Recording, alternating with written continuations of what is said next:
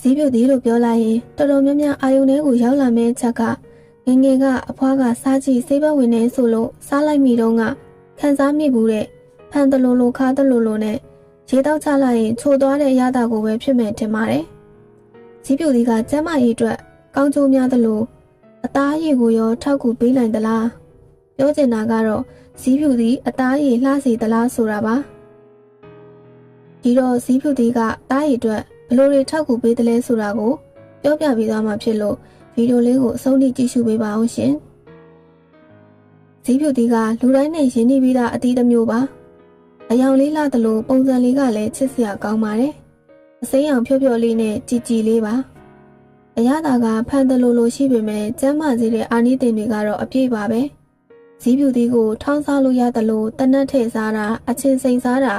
အမျိုးမျိုးစားလို့ရပါတယ်ကြော်စားကြတာလည်းရှိပါတယ်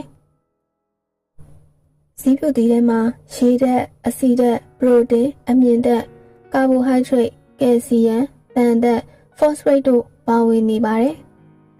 ဇီးပြုတ်သီးအသားရည်လှစေသလားဆိုတော့ဇီးပြုတ်သီးကအသားရည်လှစေပါတယ်ဘလို့အသားရည်ကိုကျန်းမာစေသလဲဆိုတော့နံပါတ်1ဝက်ချံတက်တာစေတယ်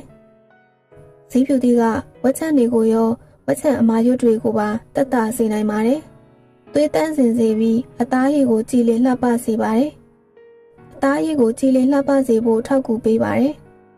အဆက်ပြောက်တွေကိုတက်တာစေသလိုအရေးအကြောင်းတွေမဖြစ်အောင်ကာကွယ်ပေးပါတယ်အသားရည်ကိုရောင်ရမ်းတာကိုတက်တာစေနိုင်ပါတယ်နံပါတ်2အသားရည်ကြည်လင်စေတယ်ဇီးပြုတ်သီးမှာဗီတာမင်စီကျယ်ဝစွာပါဝင်နေသလိုဓာတ်တိုးဆန့်ကျင်ပစ္စည်းတွေပါဝင်နေတာကြောင့်အသားရည်ကိုကြည်လင်စေပါတယ်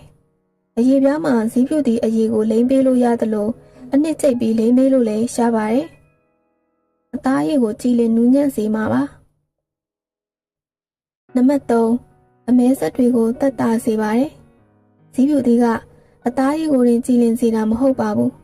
အမဲဆက်တွေကိုတက်တာစေနိုင်ပါတယ်အသားဖြူစေဖို့ဇီးပြုတ်သီးမှုန့်ကိုစားပေးလို့ရပါတယ်အရည်ပြားဓာတ်မတည့်တာနှင်းခုတွေတက်တာစေဖို့လည်းထောက်ကူပေးပါတယ်နံပါတ်4အရွယ်တင်စေနိုင်တယ်အရေးကြောင်းတွေမဖြစ်အောင်ကာကွယ်ပေးသလိုအရွယ်နှုတ်ပြိုစေဖို့လည်းထောက်ကူပေးပါတယ်ဗီတာမင်စီကျွဲဝမှုကအသားရည်ကိုနှုတ်ပြိုစေဖို့ထောက်ကူပေးပါတယ်အရွယ်မတိုင်ခင်အိုမင်းနာမျိုးမဖြစ်စေဖို့ကာကွယ်ပေးပါတယ်အသားရည်အတွက်လိုအပ်တဲ့အာဟာရတွေကိုပြည့်ဝစေဖို့ထောက်ကူပေးပါတယ်နံပါတ်5အရည်ပြားရရနာကိုတက်တာစေနိုင်ပါတယ်အရည်ပြားမှာဓာတ်မတည့်မှုကြောင့်နီမြန်းတာရရနာတွေကိုတက်တာစေဖို့ထောက်ကူပေးပါတယ်ဇီးပြုတ်သီးတက်တူးရည်ကိုလိမ့်ပေးလို့ရပါတယ်ပြီးရင်တော့ရေအေးအေးနဲ့ဆေးချလိုက်ပါနံပါတ်6ဆဲသိပ်တွေဖယ်ရှားပေးတယ်ဇီးပြုတ်သီးကဆဲသိပ်တွေကိုဖယ်ရှားပေးနိုင်ပြီးအသားရည်ပေါ်ကအညစ်အကြေးတွေကိုထိထိရောက်ရောက်ဖယ်ရှားပေးနိုင်ပါတယ်ဘသူတွေမစားသင့်ဘူးလဲဆိုတော့ကိုဝင်ဆောင်တဲ့နိုးတိုက်မိခင်တွေအနေနဲ့ဇီးပြုတ်သီးစားသုံးတဲ့အခါဘေးထွက်ဆိုးကျိုးတွေရှိနိုင်တာကြောင့်ဇီးပြုတ်သီးကိုအလွန်အကျွံမစားသုံးသင့်ပါဘူးဇီးပြုတ်သီးကတချို့လူတွေမှာသွေးရုပ်စိမ်းတာမျိုးဖြစ်စေနိုင်တာကြောင့်bleeding disorder ရှိတဲ့သူတွေအနေနဲ့ဇီးပြုတ်သီးကိုအတိုင်းချင်းနဲ့သာစားသုံးသင့်ပါတယ်ဇီးပြုတ်သီးကသွေးရင်းတကြားဓာတ်ကိုကျဆင်းစေနိုင်တာကြောင့်စီးကျိုဆေးတောက်သုံးနေရသူတွေအနေနဲ့ဆရာဝန်နဲ့တိုင်ပင်ပြီးမှစားသုံးသင့်ပါတယ်